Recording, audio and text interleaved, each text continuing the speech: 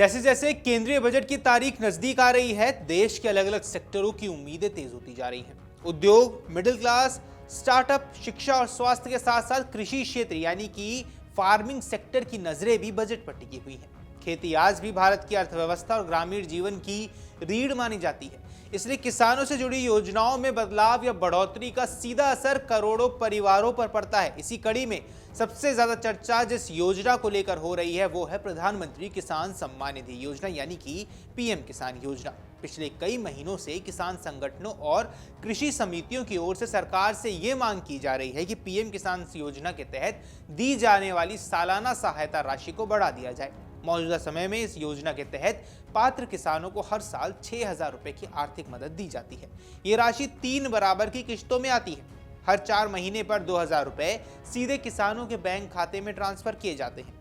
अब तक इस योजना की 21 किश्तें जारी हो चुकी हैं और करोड़ों किसानों को इसका लाभ भी मिल चुका है। ऐसे में किसानों की नजरें अब 22वीं किस्त पर टिकी हुई हैं, लेकिन इस बार केवल किस्त का इंतजार नहीं बल्कि राशि बढ़ने की उम्मीद भी चर्चा में है। सवाल ये है कि क्या बजट के दिन किसानों को कोई बड़ा तोहफा मिल सकता है या फिर मौजूदा ढांचा ही जारी रहेगा। दरअसल वित्त वर्ष 2025-26 के बजट में सरकार ने पीएम किसान योजना के लिए 63,500 करोड़ रुपए का आवंटन किया था। गौर करने वाली बात यह है कि इससे पिछले बजट में भी लगभग इतनी ही राशि रखी गई थी, यानी योजना का दायरा और वित्तीय ढांचा फिलहाल स्थिर रहा है। लेकिन इस बार किसानों को ये उम्मीद है कि बढ़ती लागत, खाद, बीज, डीजल की कीमतों और मौसम की अनिश्चितताओं को देखते हुए सरकार आवंटन को बढ़ा सकती है। यदि बजट में इस योजना के लिए ज्यादा राशि निर्धारित की जाती है तो इसका सीधा संकेत यही होगा कि भविष्य में मिलने वाले किसानों की रकम बढ़ाई जा सकती है। उदाहरण के तौर पर यदि सालाना 6,000 की जगह 8,000 या 10,000 रुपए कर दिया जाए तो ये किसानों के लिए बड़ी राहत होगी।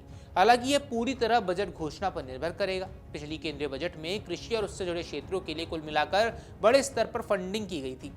वित्त वर्ष 2025 में इस सेक्टर के लिए लगभग 1.52 लाख करोड़ और अगले वर्ष के लिए 1.37 लाख करोड़ का प्रावधान था। इसके अलावा न्यूनतम समर्थन मूल्य यानी कि एमएसपी और इनपुट सब्सिडी पर होने वाला खर्च जोड़ दे तो कृषि क्षेत्र पर प्रभावी खर्च 3.91 लाख करोड़ से भी ज्यादा था। ऐसे में ये साफ है कि सरकार कृषि को प्राथमिकता देती रही है। अब बड़ा सवाल ये है कि क्या 22वीं किस्त से पहले किसानों को कोई अतिरिक्त राहत मिल सकती है। यदि 1 फरवरी 2026 को पेश होने वाले बजट में कृषि बजट या पीएम किसान योजना का आवंटन बढ़ता है तो इसे किसानों के लिए बड़ी सकारात्मक खबर माना जाएगा। हालांकि आमतौर पर बजट में घोषित बदलाव अगले वित्त वर्ष से लागू होते हैं, इसलिए तुरंत प्रभाव देखने में थोड़ा समय जरूर लगेगा। 22वीं किस्त की तारीख को लेकर फिलहाल सरकार की ओर से कोई आधिकारिक घोषणा नहीं की गई है। सभी मंत्रालय और विभाग बजट की तैयारियों में व्यस्त है, इसलिए संभावना यही है कि बजट पेश होने के बाद ही अगली किस्त की समय रेखा स्पष्ट होगी। अच्छा, यहाँ एक और महत्वपूर्ण सवाल है किसानों के बीच कि क्या अगली किस्त में 2,000 रुपए ही आएंगे या 4,000 रुपए आने वाले हैं। दरअसल जिन किसानों की पिछली किस्त तकनीकी कारणों से अटक गई थी उनके खाते में अगली बार 2 किस्तों की रकम एक साथ आ सकती है। ऐसे मामलों में 4,000 रुपए ट्रांसफर होने की संभावना रहती है, लेकिन ये सभी किसानों पर लागू नहीं होने वाला है। केवल ये उन्हीं पर लागू होगा जिनकी कोई किस्त पहले से लंबित है।